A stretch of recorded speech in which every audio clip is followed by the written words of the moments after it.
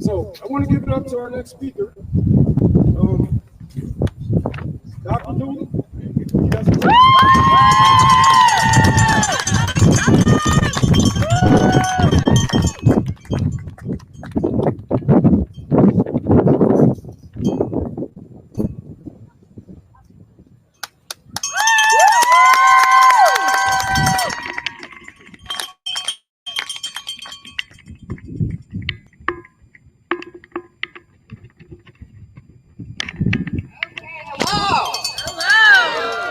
I understand we got a camera set up here, but this is not going to work out. I'm going to get a little closer.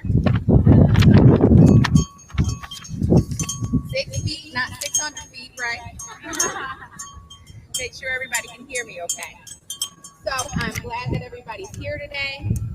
I think that it's important that especially after a pandemic where we still weren't guaranteed the right to health care, where they gave us a free vaccine, but they didn't care about people who needed free chemo and free other types of healthcare treatment.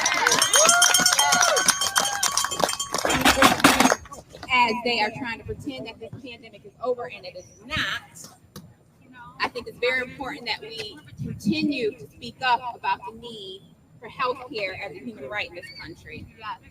And so I'm here today and I'm not wearing my Medicare for All shirt. I see you. Partly because I couldn't find it. So I have my Black Lives Matter shirt on. Okay, Dr. Dooley, this is a Medicare for All rally. Why do you have your Black Lives Matter shirt on? Everybody needs health care. Because Medicare for All is a Black Lives Matter health issue. And being a Black physician, I'm especially passionate about speaking up how Medicare for All would not just help everybody, but specifically people of color. I believe that having health care guaranteed, free at the point of care is part of our reparations. And yes, I believe in cash reparations. But reparations needs to repair a wrong that was done to us. And as African Americans, as American descendants of slavery, we recently passed federal holiday Juneteenth, right? And I hope everybody knows what Juneteenth was. It wasn't the day that we were free. It was 2 years later when we finally got the word that we were free. And so American descendants of slavery, when we were free, everything was segregated. And so if you were Black and you were sick, you went to a hospital, you went to a segregated hospital, they didn't have the funding and the resources that the white hospitals had. And so when illnesses came and they killed us disproportionately, just like COVID is killing us disproportionately, they use that as excuses to justify and pretend like it's because we were a weaker race. But no, it had nothing to do with being a weaker race. We died because they killed us by keeping hospitals segregated and not funding us and giving us the resources that we needed to take care of ourselves. So fast forward to today. And we have Medicare. We did get some of the hospitals desegregated. And if you're 65 or older, you have Medicare. But still, as a people, over 100 years after we were freed slaves, we still don't have equality in health care. So that's why it's a Black Lives Matter issue to me. And yes, absolutely, just simply having health care, right? Just simply having it is not enough. It's not enough. But we do know that when people have health care in general, they do have better health outcomes. When you look at something like the Black maternal mortality rate, and you see that Black mothers are 3 times more likely to die, 3 times plus, depending on where you live, during childbirth than white mothers. The fact that too many Black and brown people who are pregnant don't have health insurance is a big contributing factor. And that's why there's this movement to extend Medicaid, which is an insufficient solution, to a year after you've given birth. Well, let me see. If having Medicaid for a year after I gave birth is going to help me, how much more would having health insurance my whole entire life?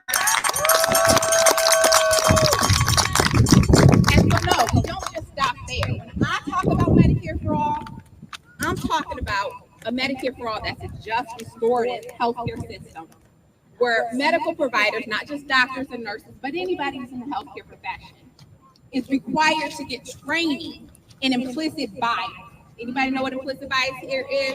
Yes. it's an unconscious bias, you see, because regardless of what, I forget what journal it was, they tried to say no condition is racist. That's not true. But anyway, regardless of those myths, even if you're not overtly racist, we all carry implicit biases. And these implicit biases, some of these are still taught in medical school. That Black people's pain don't have as much pain as white people. We have less nerve endings. All these myths that are continued to be perpetuated over and over again that lead to Black and brown women going to the emergency department and not being believed simply because of the color of their skin. And part of the reason why we have this opioid epidemic in this country that largely affected white people in rural areas, right? Is because when Black people went to the hospital, they didn't give us opioids because they didn't believe our pain.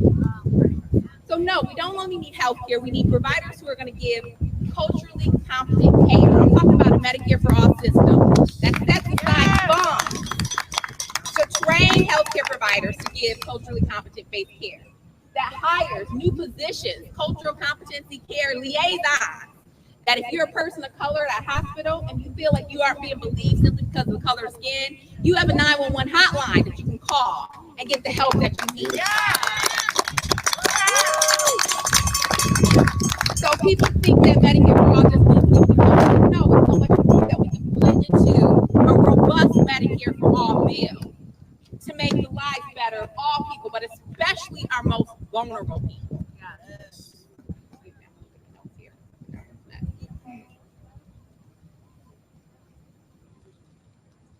Okay, so here I am today. I'm a Black female, I'm a physician.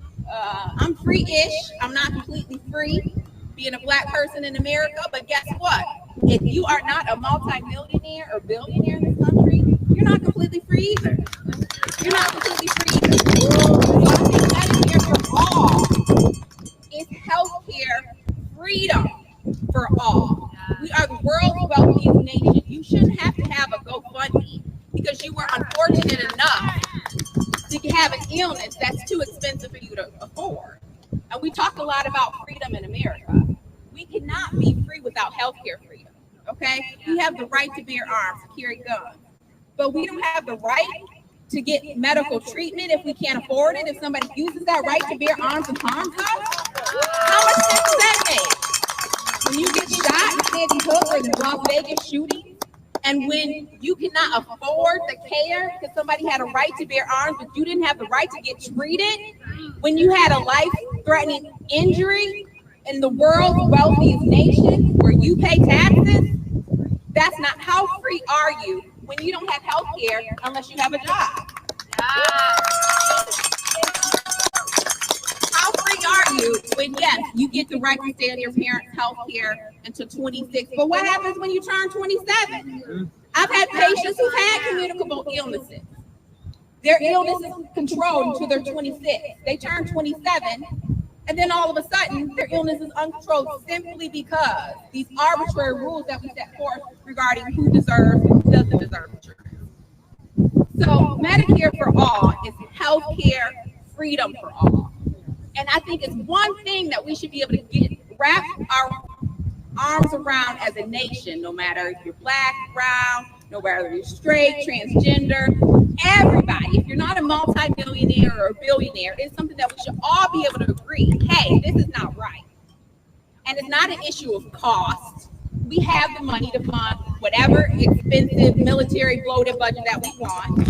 We don't have to have the, who's that made up person they made? We don't have to have a parliamentarian approve it. We just do it. So we have enough funds in this country to fund things that are important to us. So it's time to let our elected officials know that, hey, you're going to start funding something that's important to us. The same thing that you have as members of Congress, good health insurance. We should not have to have medical bankruptcy in the wealthiest country in the world. It doesn't exist. We deserve an America as free and as great as has been promised, as they pretend it is in school when they teach us history. That's the type of great and free America that we deserve. And that includes healthcare freedom.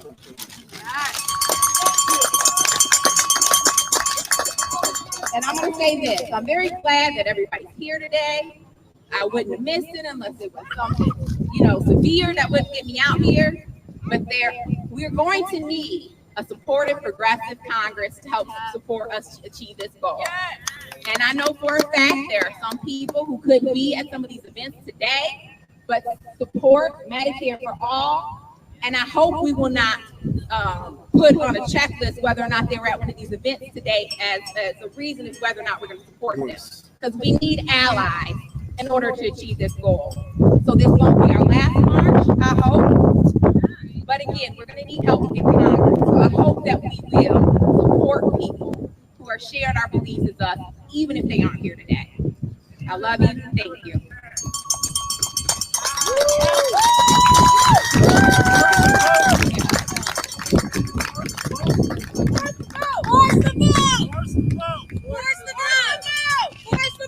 We're not only going to force the votes, we're going to force the government to do what the hell they need to do. We don't need to vote in order to get what we need.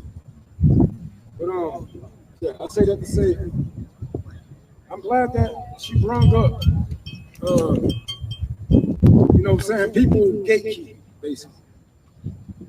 Because it is a lot of people that talk down on here. Even the people that to the right of us, they ask snarky questions.